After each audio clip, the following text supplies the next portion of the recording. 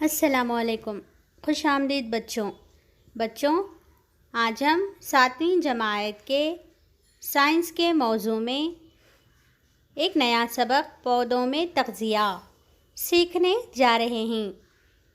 تو بچوں، آپ تمام جانتے ہیں جس طرح تمام جاندار کو زندہ رہنے کے لیے ہوا، پانی، غذا چاہیے، اسی طرح پودوں کو بھی زندہ رہنے کے لیے غذا کی ضرورت ہے۔ تو پودے اپنی غذا خود تیار کرتے ہیں۔ پودوں کے اس خود تیار کرنے والے عمل کو پودوں میں ضیائی تالیف کہتے ہیں۔ ضیائی تالیف پودوں میں پودے اپنی غذا خود تیار کرتے ہیں، اس لیے ہم پودوں کو خود پرور یا خود کفیل جاندار بھی کہتے ہیں۔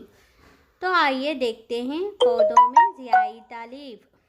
انگریزی میں ضیائی تالیف کو فوٹوسنتھسس کہتے ہیں۔ فوٹوسنتھسس یا ضیائی تالیف ایک ایسا عمل ہے جس میں ایک پودا مٹی سے پانی اور معدنی نمکیات کو جڑوں کے ذریعے جذب کر کے کلوروفل کی موجودگی میں سورج کی روشنی میں کاربن ڈائی آکسائڈ اور پانی کے استعمال سے اپنی غذا خود تیار کرتے ہیں، جسے ہم گلوکوز کہتے ہیں۔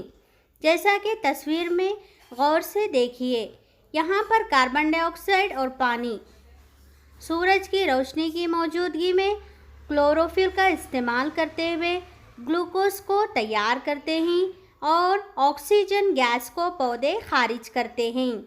اسے سائنس میں اس طرح مساوات میں لکھا جاتا ہے: 6CO2 جمع 6H2O C6H12O6، جو آپ کو گلوکوز حاصل ہوتا ہے اور آکسیجن کو خارج کیا جاتا ہے، یعنی کاربن ڈائی آکسائڈ اور واٹر دونوں مل کر گلوکوز کو تیار کرتے ہیں۔